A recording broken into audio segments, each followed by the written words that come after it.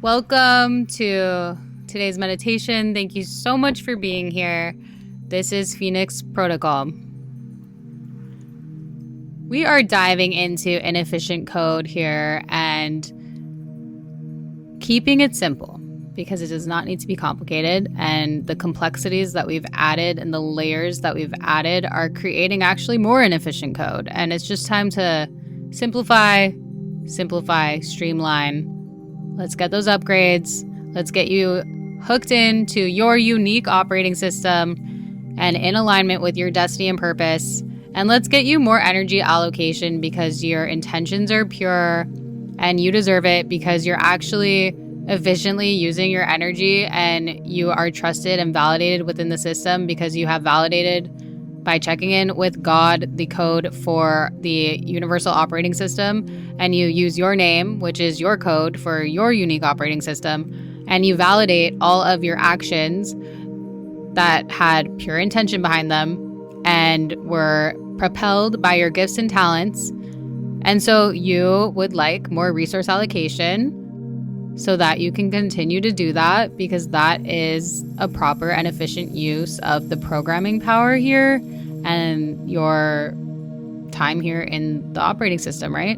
So now we're dealing with some serious inefficient code problems right now. Hence why my work is coming to light. It wouldn't be here if it wasn't necessary. That's why I'm here helping, okay? I'm here to help. So, serious inefficient code. We talked about the thought looper, and I will keep harping on this example because it is simple, and the goal here is not to point fingers. This is really timeless knowledge when we keep it simple. That's what I'm trying to do, because as I said before, there will always be inefficient code. That spectrum of what that means is always changing based on how efficient we are. Does that make sense? There will always be inefficient code, meaning resource allocation not being utilized for one's purpose or destiny with pure intention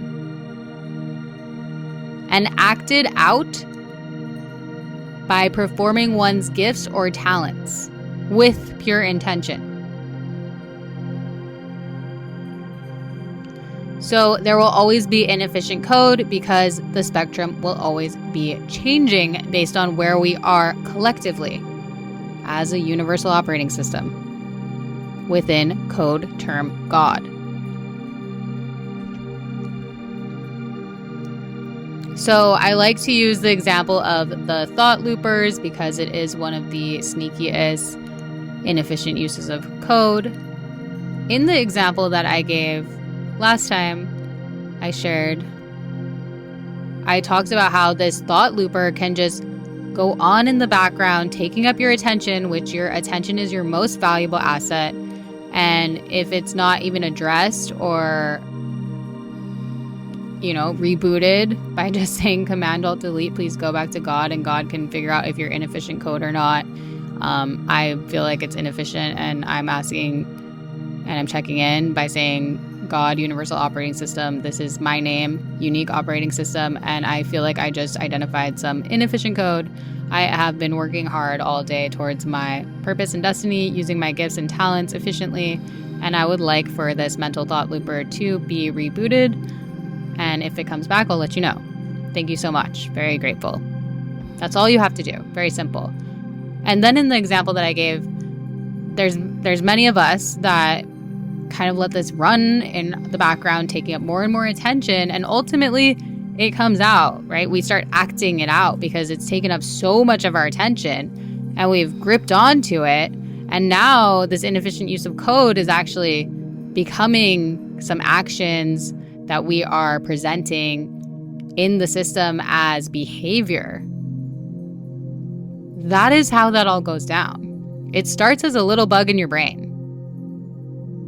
And instead of squashing the bug like you do when you see a bug in your kitchen, you just let that bug run wild. And then that bug has kids. And then there's a whole bunch of bugs. And they're just mental bugs going crazy.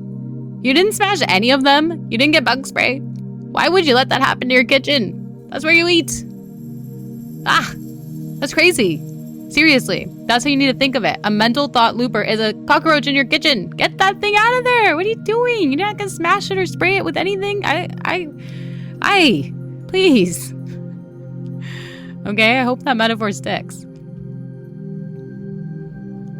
Because once your thought looper bug has been there all day and,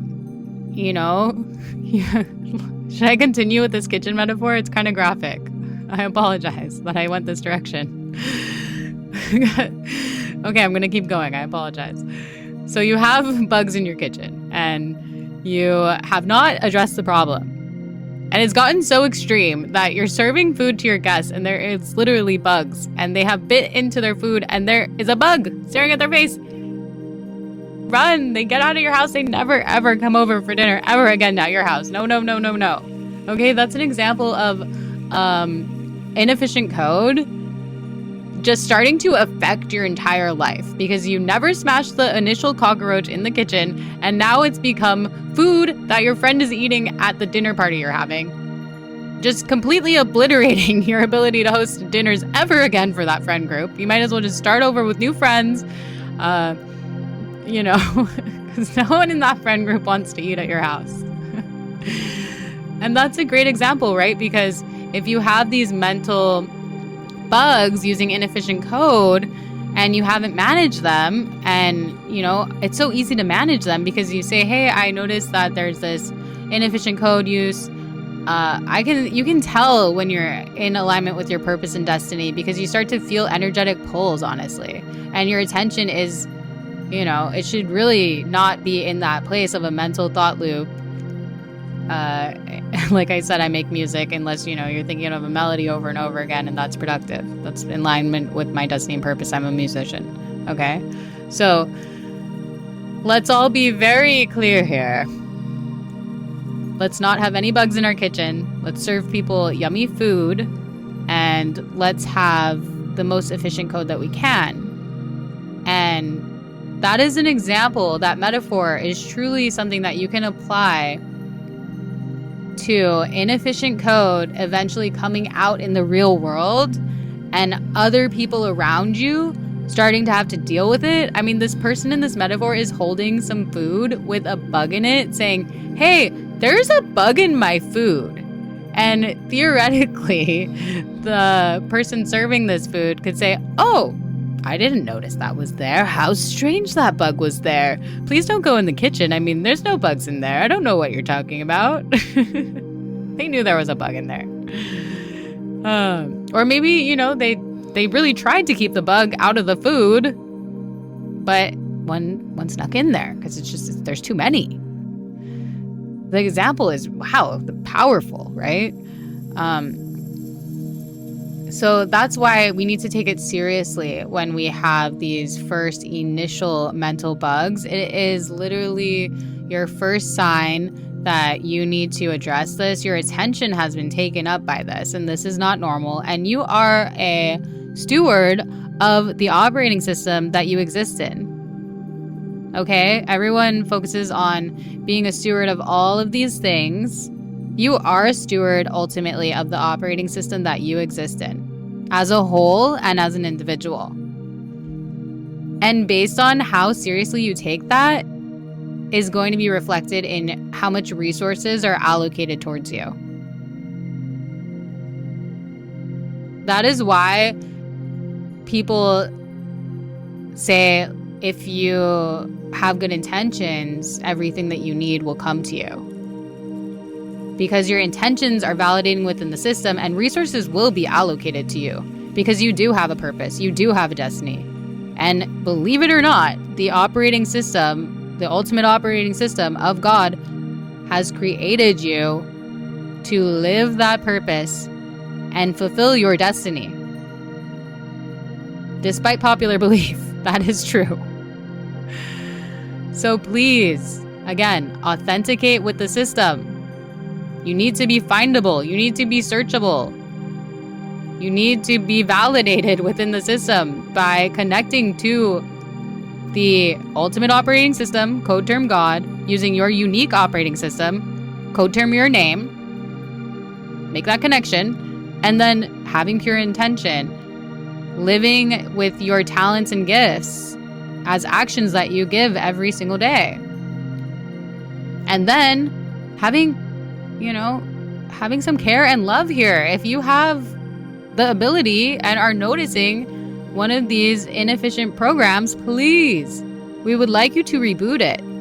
Simple, in your mind, reboot, so that we can start using code efficiently and we can get into another echelon of this renaissance that we call life.